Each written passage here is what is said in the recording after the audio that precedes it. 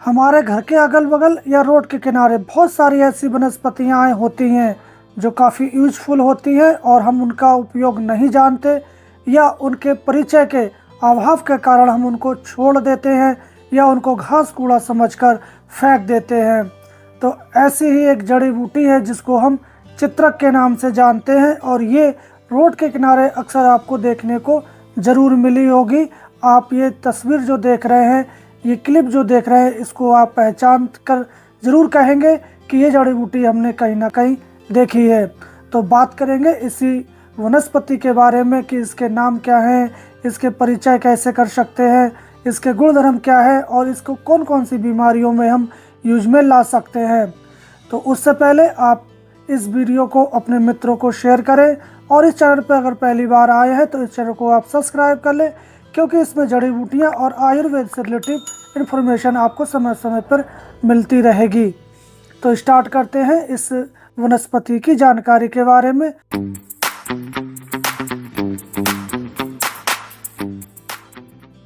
तो जो आप वनस्पति देख रहे हैं इसको हम चित्रक, अग्निशिखा, चित्रमूल, इसका वर्टिकल नाम प्लैंगो झेरनिका है। इस वनस्पति को आप अपने क्षेत्र में किस नाम से जानते हैं वो कमेंट बॉक्स में आप ज़रूर शेयर करें। तो ये वनस्पति को पहचानना बहुत ही आसान है, क्योंकि ये भारतवर्ष में हर जगह पैदा होती है और कहीं कहीं इसकी खेती भी की जाती है। ये पौधा बहुवर्षीय होता है और ये कई वर्षों तक जीवित रहता है और ये साल के 12 मास आपको हरे भरा दिखाई पड़ता है। इस पौधे की लंबाई 3 से 6 फीट तक की हो सकती है। इसका पौधा का जो तना है बहुत कम होता है।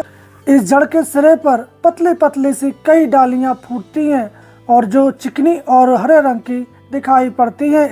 इसके पत्ते मोगरे के पत्ते की तरह ही अखंड, लंबे, गोल और हरे रंग के होते हैं, जो ये सदाबहार दिखाई पड़ते हैं।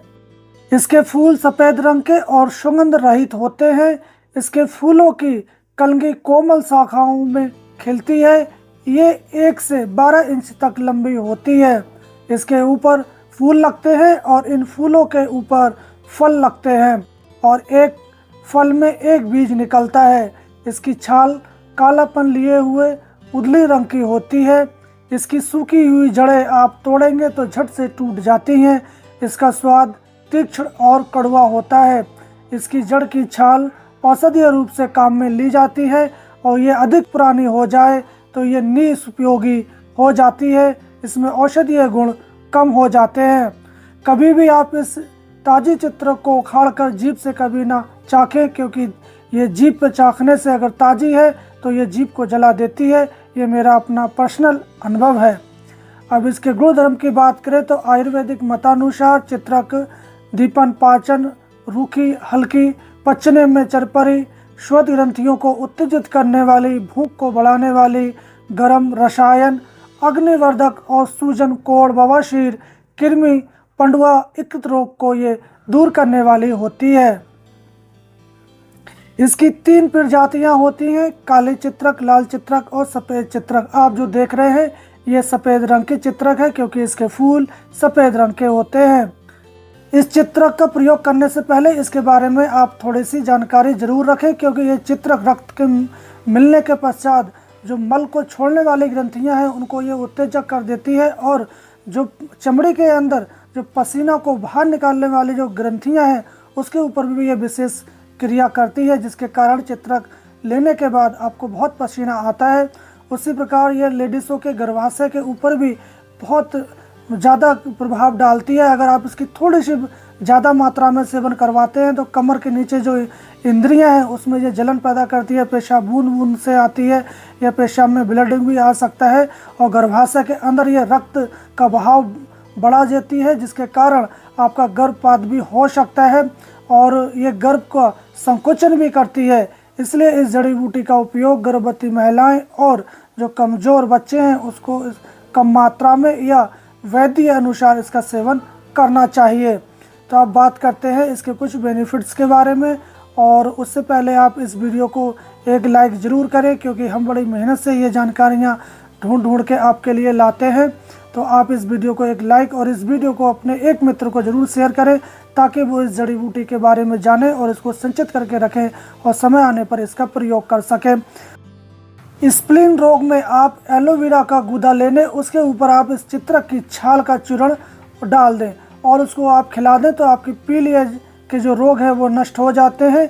इसी प्रकार श्वेत कुष्ठ या लिकोडर्मा जिसको कहते हैं, जिसमें सफ़ेद सफ़ेद दाग हो जाते हैं, उसके ऊपर आप इसकी छाल का काढ़ा बनाकर या उसको सिलबट्टे पर पूछकर इसकी चटनी बनाकर आप जहाँ दाग है वहाँ आप लगा दें और देखेंगे कि कुछ समय के बाद वहाँ पर छाला उड़ जाता है। जैसे ही छाला ठीक होता है वैसे ही आपका जो सफ़ेद दाग है वो भी मिट जाता है। तो आप इसका प्रयोग कर सकते हैं और जो कोमल प्रकृति के लोग हैं उनको इसका सेवन नहीं करवाना चाहिए क्योंकि उस छाले में काफ़ी जलन एवं दर्द होता है। इसी प्रकार गठिया वाले मरीज को भी जहाँ सूजन है उसमें आप 15 से 20 मिनट इस जड़ की छाल को बांध दें तो वहाँ की जो सूजन है उतर जाती है और दर्द में भी बहुत राहत होता है। संग्रहणी रोग एक ऐसा रोग है जिसमें व्यक्ति खाता बहुत है परंतु मोटा नहीं पड़ता और वीकनेस आती है, कमज़ोर रहता है क्योंकि उसकी जठर अग्नि मंद हो जाती है। जो भी वो खाता है वैसे ही उसका जो अनाज है या खाना है वो लैट्रिन के रास्ते बाहर निकल जाता है, उसके शरीर में नहीं लगता। तो इस अवस्था में आप इस चित्रक के क्वाथ या लुगदी से सिद्ध किया हुआ घी का आप सेवन करते हैं जो आपकी जठर अग्नि प्रबल होती है और आपका खाया पिया जो है लगता है शरीर को। तो इस प्रकार आप इस संग्रहणी रोग में इसका प्रयोग कर सकते हैं। बवासीर होने पर आप इसकी जड़ का छाल का चूर्ण दही या मट्ठे के साथ पीने से बवासीर में भी लाभ होता है। जॉन्डिस या पीलिया रोग में आप चित्रक की छाल का चूर्ण ले लें और उसमें आंवले की रस की आप 3 भावनाएं देकर इसको सुखा लें, फिर गाय के घी के साथ आप रात को इसको चटाएं तो आपका पंडुआ रोग दूर हो जाता है। नक्शीर रोग में आप इसके चूर्ण शहद के साथ चटाने से नक्शीर का बहना बंद होता है। कभी कभी गर्भपात होता है तो उस समय जो भूड़ है वो गर्भ में कहीं चिपक जाता है, तो ऐसी कंडीशन में आप इस चित्रक की जड़ को लेकर गर्भाशय के मुंह पर आप रख दें। अटका हुआ जो गर्भ है या भूड़ है वो गर्भाशय के बाहर निकल आता है। तो इस प्रकार इसका उपयोग आप कर सकते हैं। अब इस वनस्पति की हानि या सावधानियां की बात करें तो ये वनस्पति का आप लगातार या ज़्यादा मात्रा में सेवन करते हैं तो फेफड़े और जिगर को ये नुकसान पहुंचाती है और गर्भवती महिलाओं को गर्भ गिराने का भय लगा रहता है। तो कभी आप इसकी ज़्यादा मात्रा में सेवन कर लेते हैं तो इसका दर्पनाश बूटी, आपका बबूल का गोंद है या गुलाब जल, इसका प्रयोग आप कर सकते हैं। तो इसकी मात्रा आपको 1 से 2 ग्राम की मात्रा में ज़्यादा नहीं लेना चाहिए और बच्चों को मात्र 125 mg से लेकर 250 mg की मात्रा में इसका सेवन कराना चाहिए क्योंकि ये बहुत ही उष्ण और गर्म औषधि होती है। तो आप कभी भी इसको भूल कर भी जीभ से ना चाखें इसको जड़ को, क्योंकि मैंने एक बार चाख के देखा मेरी जीभ तुरंत जल गई थी और काली काली हो गई थी। तो इस प्रकार इस चित्र को आपने जाना, इसके गुणधर्म, इसकी पहचान। तो इस चित्र की महत्वपूर्ण जानकारी यहीं समाप्त करते हैं और हम आपसे लेते हैं विदा और कल फिर मिलेंगे एक नई औषधीय जानकारी के साथ। तब तक आप स्वस्थ रहें, मस्त रहें। जय हिंद।